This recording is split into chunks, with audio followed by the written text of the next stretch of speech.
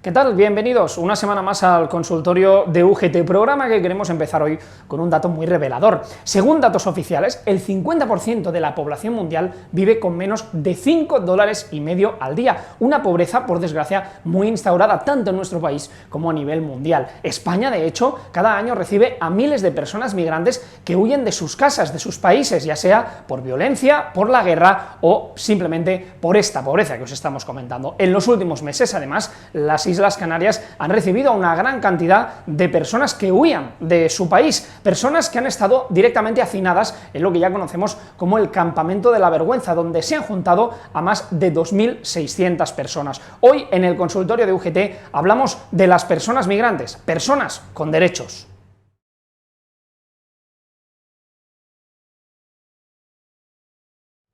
Esta semana, con motivo del Día Mundial de la Lucha contra el SIDA, UGT ha pedido la implantación del Pacto Social de la No Discriminación e Igualdad de Trato de las Personas VIH, aprobado hace ya 2 años y que aún no se ha puesto en marcha. El sindicato ha pedido avanzar en la lucha contra la discriminación y la estigmatización de las personas con VIH, así como asegurar tanto la estabilidad como el empleo, como la igualdad de oportunidades en el mercado de trabajo.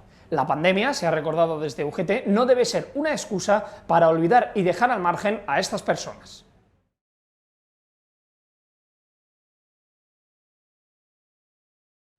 Como os explicábamos, abordamos todo este tema de las personas migrantes, lo hacemos con el secretario general de UGT, Pepe Álvarez. ¿Qué tal? Bienvenido. Hola. Que este pasado fin de semana precisamente estuvo en el conocido como Campamento de la Vergüenza en Arguineguín. Durante 3 meses se ha estado acogiendo, por decirlo de alguna manera, a personas que llegaban a las costas de las islas, a personas migrantes, y que llegó a tener hacinadas a más de 2.600 personas. Es verdad, es buena noticia que se cierre, pero no es suficiente. No, no es suficiente. En todo caso, cualquiera que se pueda acercar a aquel muelle ve que no es ni 2.000 ni 200.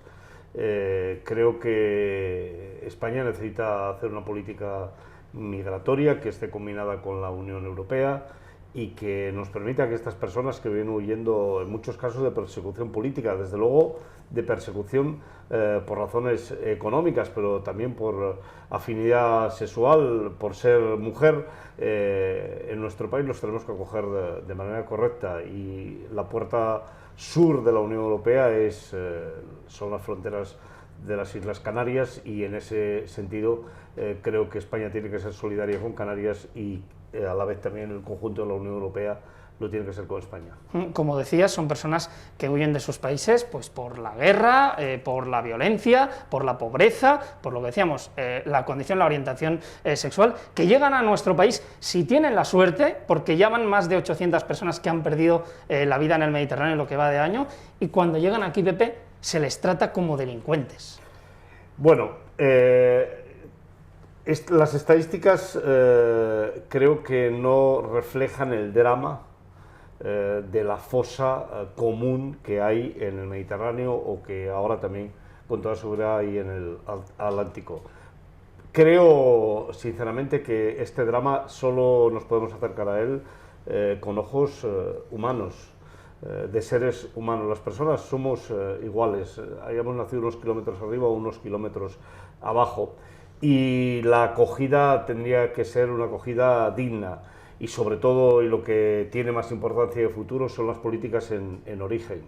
La migración va a continuar porque las personas que no tienen alternativa pues juegan la vida, porque ya se la juegan cada día en su país para encontrar una vida mejor. Por eso lo importante también es trabajar para que puedan tener una mejor situación en su país. El dato es realmente tremendo. El 50% de la población mundial vive con menos de $5,50 al día. ¿Qué debe hacer España? ¿Qué debe hacer Europa? Parece, Pepe, que con la excusa, por decirlo de alguna manera, del COVID, hemos dejado de lado todo este tema, ¿no? Bueno, en realidad nunca lo hemos hecho demasiado.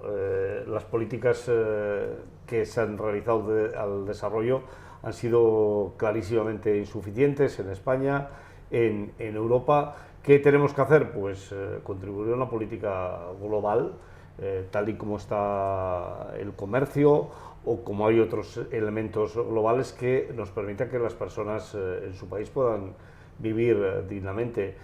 Hay una doble explotación dentro de los países desarrollados entre clases sociales, pero a la vez también de los países desarrollados en relación con otros países. Si en España el reparto de la riqueza es injusto, en la mayoría de estos países todavía lo es muchísimo más. Por eso lo importante es el reparto de la riqueza, porque ese es el elemento que va a permitir que las migraciones, en todo caso, sean voluntarias, que no estén forzadas por ninguna otra cuestión, que no sea la propia voluntad de la persona migrante, y a la vez que se pueda vivir con justicia y en mejores condiciones. En toda la historia reciente no ha sido posible un pacto migratorio en nuestro país. Con el auge de la ultraderecha, las opiniones que vamos escuchando en los últimos meses, en los últimos años, ¿tenemos que desesperar de tener un pacto migratorio? Yo creo que el pacto migratorio es francamente difícil, porque se utiliza la política. Si en realidad todo el mundo se acercara a este fenómeno con ojos de persona, con ojos humanos, sería muy sencillo. Cualquiera individualmente que le preguntes, incluso supongo que alguno de estos de ultraderecha, si la cuestión es si un niño necesita comida o no, pues va a pensar en ese niño, va a mirar a ese niño.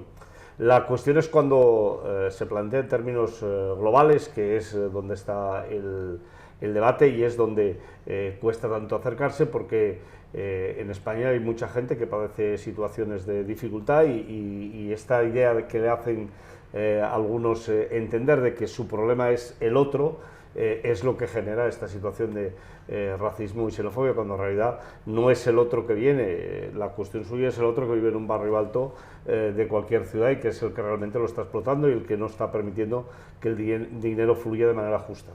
Realmente, más allá de estas personas que tienen mucho de lo que es la política, realmente España, Pepe, ha demostrado en varias ocasiones que es un país acogedor, que es un país inclusivo. La mayor parte de la sociedad es inclusiva, por decirlo de alguna manera.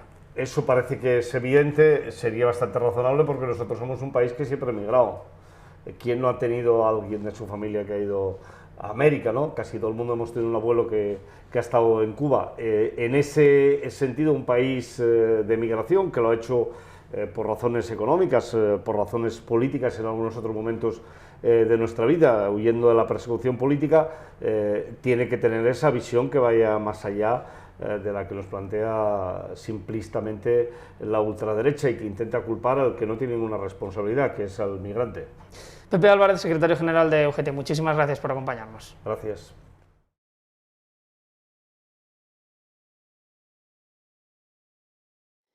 Nos vamos directamente a las Islas Canarias. Allí tenemos al compañero Juan de León, que es responsable del programa del Centro de Asesoramiento Sociolaboral para Personas Inmigrantes de UGT Canarias. ¿Qué tal, Juan? ¿Cómo estás?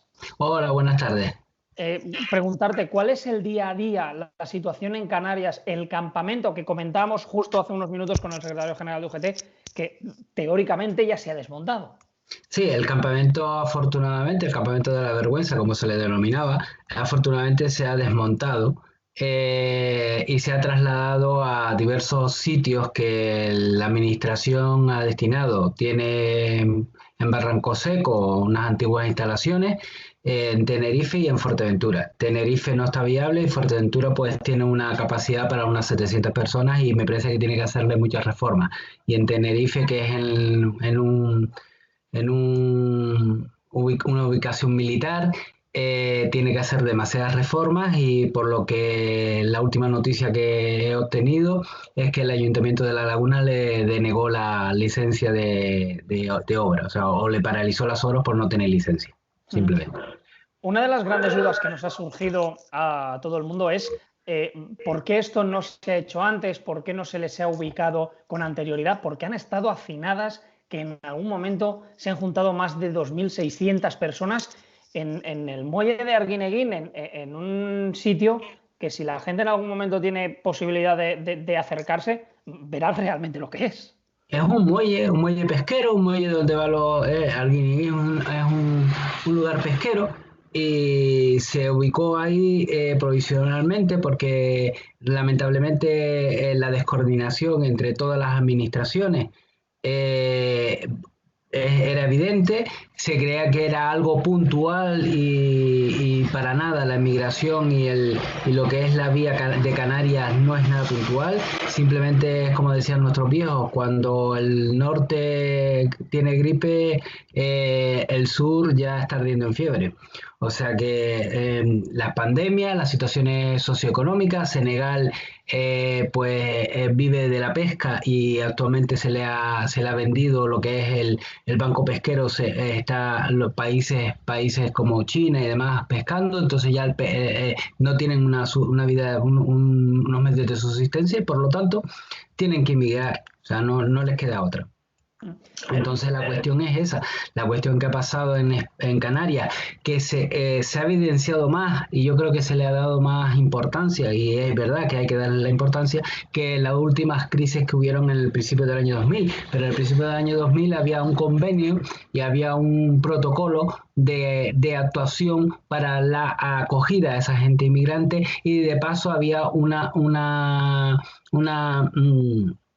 se reenviaban legalmente a la península para que esos inmigrantes que se derivaban a la península prosiguieran su trayectoria a otros países europeos. ¿Qué pasa? ¿Qué ha pasado este año? Ha habido elecciones europeas, ha habido un nuevo Consejo Europeo y por lo tanto todos los años se le hace a los nuevos consejos europeos se le hace un programa de inmigración. Este año ha habido un programa de inmigración donde ese programa de inmigración castiga y criminaliza la inmigración. Y el objetivo es básicamente hacer o de alguna forma seleccionar a diversos lugares para que sean sitios de retención y de selección. En esos lugares de retención lo que se hace es identificarlos y lo que se les impide realmente es la entrada a Europa. ¿Y por dónde se impide más fácilmente la entrada a Europa? Por los países del sur, España, Portugal. Y entonces, Canarias ha sido ahora mismo la víctima de la descoordinación de tanto por el gobierno de Canarias, que ha hecho un esfuerzo encomiable para solucionar el problema, la dejación de funciones por parte del gobierno de España y la incapacidad del gobierno de España de llegar a imponer o llegar a concienciar a la Unión Europea y sobre todo a su Consejo Europeo de que la inmigración no es un problema de España, no es un problema de Canarias, es un problema europeo, un problema internacional o a nivel mundial. Juan, en este caso, las organizaciones que os dedicáis a ayudar a estas personas migrantes, a estas personas migradas, ¿estáis acompañados o realmente afrontáis esta cuestión en solitario, por decirlo de alguna manera? ¿Os sentís así? Vaya. Vale, básicamente las organizaciones que velamos por los derechos, porque se cumplan los derechos humanos a los inmigrantes y demás, nos sentimos solos en el trabajo, nos sentimos solos en el acompañamiento.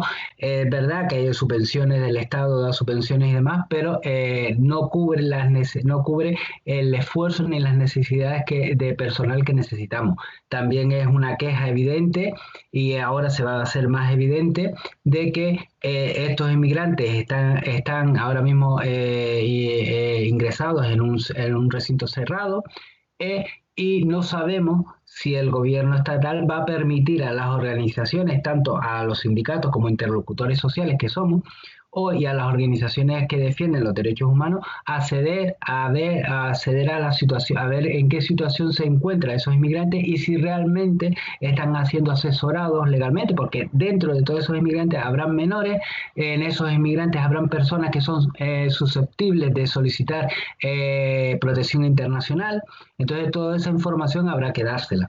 El ejemplo más claro que ha dicho es lo que dijo el presidente del gobierno de España, ¿no? De que las derivaciones y las repatriaciones había que hacerlas con discreción. En un Estado de Derecho la palabra discreción, o por lo menos es mi postura y la postura de UGT, la palabra discreción en un Estado de Derecho no cabe. Tiene que haber veracidad, tenemos que saber la verdad, tenemos que saber qué está pasando, cómo se van a hacer y qué se va a hacer realmente con esta gente. Una vez que pasen las 72 horas que que tienen que estar retenidos para su identificación. Juan de León, responsable del programa del Centro de Asesoramiento Sociolaboral para Personas Inmigrantes de UGT Canarias. Muchísimas gracias. Gracias a ustedes. Hasta luego.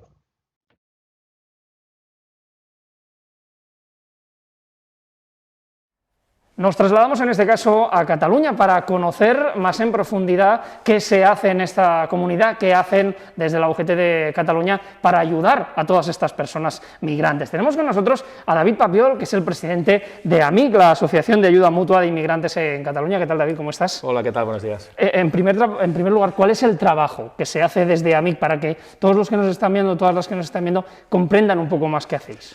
Bueno, pues el AMIC es una asociación que se crea por el año 96, que surge de la UGT y surge en un momento en que Europa se abre lo que es el espacio Schengen, y entonces esto pues genera pues que haya un momento en que muchísima gente de fuera del país pues tenga la necesidad de venir aquí a buscar una situación laboral mejor, ¿no?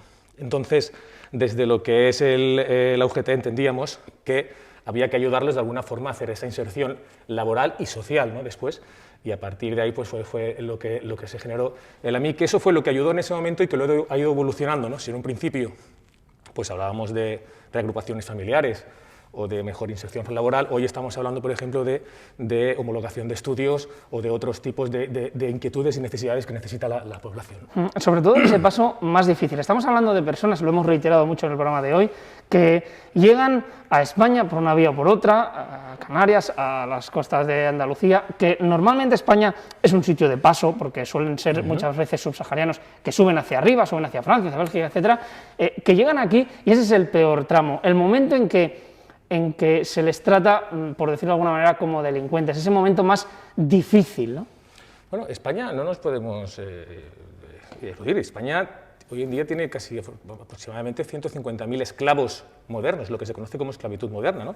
Que están en sectores diferentes, desde el sector doméstico hasta el sector agrario o de la construcción, ¿no? Por no hablar ya incluso de la prostitución, ¿no? Y España tiene reconocidos esclavos.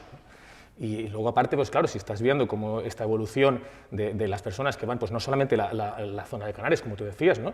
Sino la valla hispano-marroquí, ¿no? Claro, esto es una clara vulneración de los derechos humanos, ¿no? Y es lo que está sucediendo aquí en España hoy, ¿no? ¿Cómo ha afectado la pandemia a todo esto? Porque evidentemente la situación se ha agravado probablemente el doble. Pues es tal cual. La pandemia no solamente se ha agravado en estos casos, sino en la gente que ya estaba trabajando. La pandemia, hoy por ejemplo hay grandes colas para conseguir otra vez la renovación de las tarjetas TIE, ¿no? O incluso todas estas personas que estaban trabajando en servicios domésticos ya no están trabajando en servicios domésticos por miedo que los mismos propietarios de las casas pues no quieren tener personas que puedan ser susceptibles de contaminación, ¿no? David, desde vuestra experiencia, desde el año 96, lo decíamos, ¿por dónde pasan esas medidas, por decirlo de alguna manera, más a corto plazo, que probablemente ya se tendrían que haber tomado, pero sí, más a corto plazo, ¿por dónde pasa todo esto? Esto es voluntad política, siempre. O sea, esto es claramente una voluntad política, no se puede eludir, es una realidad. Pues a corto plazo, pues podría decirte, la ley de extranjería se generó en su día y hoy ya tiene defectos, esa ley hay que modificarla. Hay que actualizarlo como todo en la vida. Exacto, aquí en nuestro país cuesta mucho actualizar las leyes, se montan y una vez están realizadas cuesta modificarlas, ¿no? O incluso el derecho a voto. Cataluña solo tiene ya más de 1 millón de personas que podrían votar, ¿no? Y ejercer su derecho a voto. Y si votasen, seguramente cambiarían muchas opciones políticas de las que estamos hoy desgraciadamente observando, ¿no? Pues son incluso la derogación de la reforma laboral. Algo que estamos viniendo y reivindicando desde el sindicato. La reforma laboral ha acentuado muchísimo más, ha empeorado muchísimo más la situación de estas personas, ¿no? Pues es voluntad política, fundamentalmente. Si se tiene voluntad política, se puede realizar. David Papiol es presidente de AMIC, la Asociación de Ayuda Mutua de Inmigrantes en Cataluña. David, muchísimas gracias. Nada, a ti, buenos días.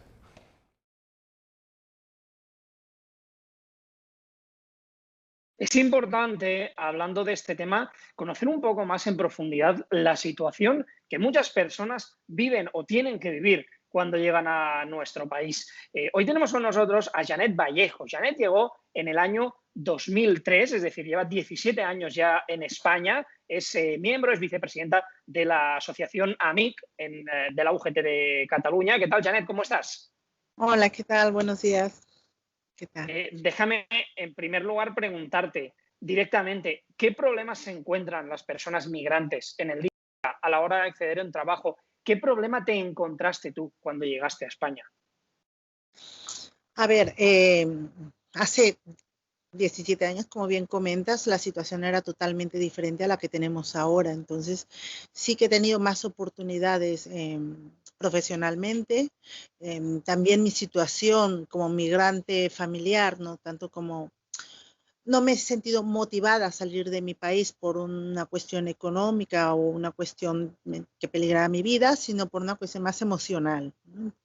Entonces, yo creo que también en función del motivo por el que sales de tu país, ¿vale? Te lleva a situarte en el país de acogida, pues de otra manera. En mi caso ha sido positivo, ¿no? Porque ya tenía un contacto establecido aquí en el país, eso también me daba garantías a integrarme de forma más óptima, ¿no? Y también me abrió las puertas, se me facilitó el conseguir una autorización de residencia y trabajo por mi familiar, ¿vale?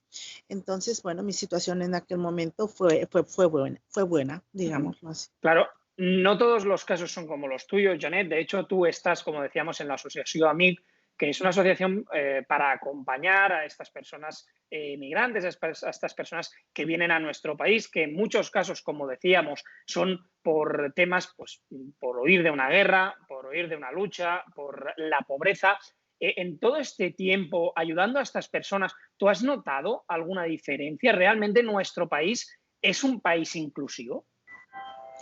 A ver, se ha notado diferencia. En el caso de Cataluña, puedo decirte que el gobierno catalán tiene una ley que promueve la acogida de las personas inmigradas. En este caso, se intenta hacer una sociedad inclusiva, pero detrás de esta política de gobierno también estamos los agentes sociales, las entidades propiamente inmigrantes, todo este colectivo que participamos en los órganos de consulta de la administración.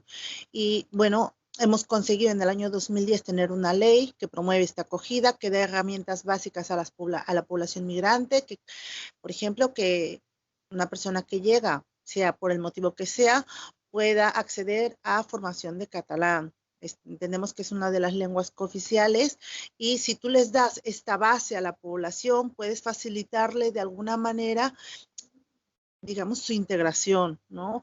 En el mercado de trabajo está bien valorado en algunos puestos de ocupación, ¿no? Que tú tengas un conocimiento básico. Además, la ley también promueve que se les facilite conocimiento sobre el entorno laboral, sobre el mundo laboral.